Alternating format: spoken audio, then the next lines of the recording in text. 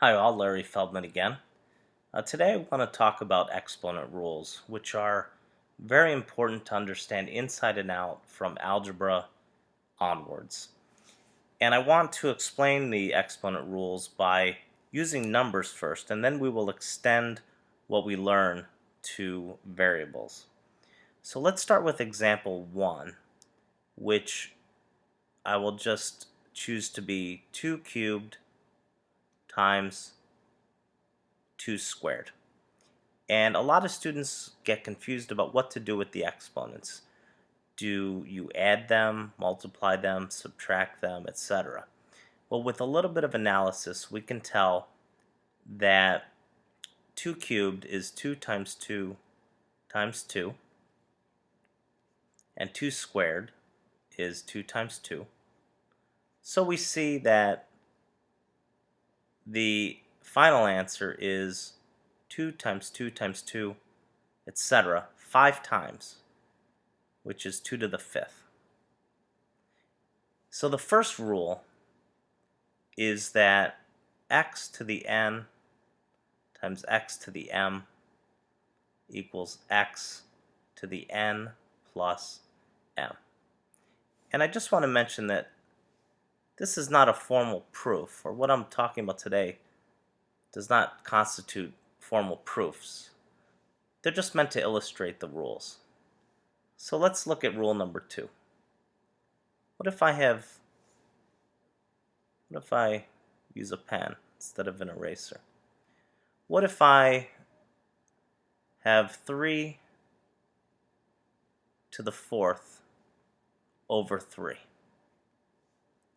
Well, this is the same as 3 to the 4th over 3 to the 1st, which I can write as 3 times 3 times 3 times 3 over 3. I can cancel out those 3's, and I'm left with 3 cubed. So in this case, we took the 4, and I can just put a 1 in here like I did down here. We subtracted a 1, we ended up with a 3. So the second rule says that x to the n divided by x to the m equals x to the n minus m. And I want to do a slight variation on this.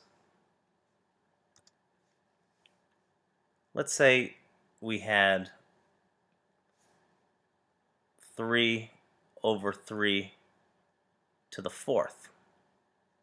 Well, this is the same as 3 to the 1st over 3 to the 4th, which we can write as 3 over 3 times 3 times 3 times 3. These cancel, and we're left with 1 over 3 cubed. Now, does this violate rule 2? No, it's exactly consistent, because if I apply rule 2 to this example, I would get 3 to the 1 minus 4. 3 to the 1 minus 4 is negative 3. And this actually leads to rule number 3, which is that, let me just use a different color here. This is equivalent to this. And in general terms, we can say that x to the negative n equals 1 over x to the n. Very important rule. Make some more room and move on to the next example.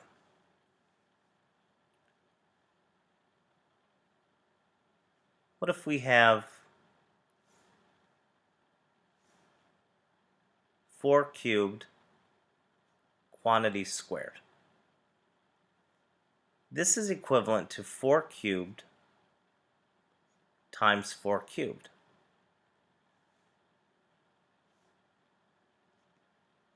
Because up here we said 4 cubed in parentheses is squared.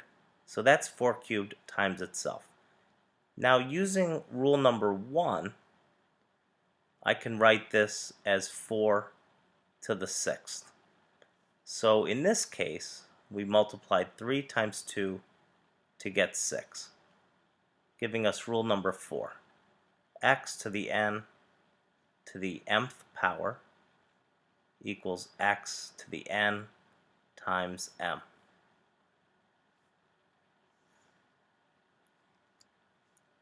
Rule number 5.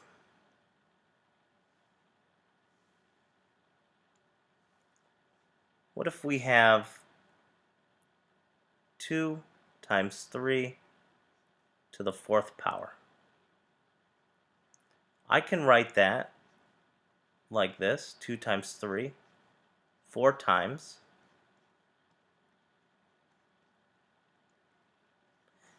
And then I can rearrange the terms because multiplication is commutative, meaning I can group all the 2's together and all the 3's together.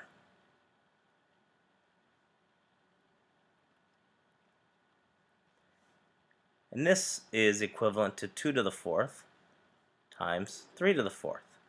And so we get rule number 5, which says x times y to the n equals x to the n times y to the n. We'll just keep going. Rule number 6. Let's say we have 3 halves squared. That's equal to 3 halves times 3 halves. And when multiplying fractions, we multiply the numerators and multiply the denominators. And this is equivalent to 3 squared over 2 squared, leading to rule number 6, which is that x divided by y to the n equals x to the n divided by y to the n. X over y all to the n equals x to the n over y to the n.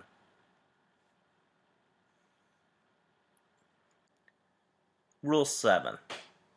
This rule is a little bit harder to understand at first, but the conclusion is pretty straightforward. So let's say we started with something like this: 3 to the 1/2. Well, I'm going to give you the answer first, and then I'll prove to you why it's true. 3 to the 1/2 is actually the square root of 3. Now, I normally wouldn't write a 2 in here, because if there's no number written in this spot of a radical, it's assumed to be 2. But I want to make it clear that this 2 is the same as this 2. This 2 is the same as that 2. Now, why is this true? Let's say I multiply 3 to the 1/2 times itself.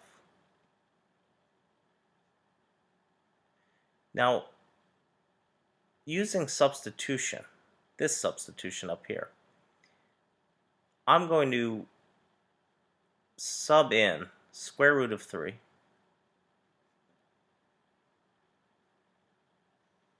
here and here.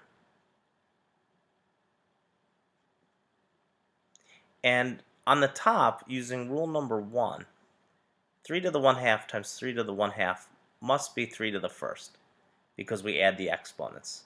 Now what about this second equation right here?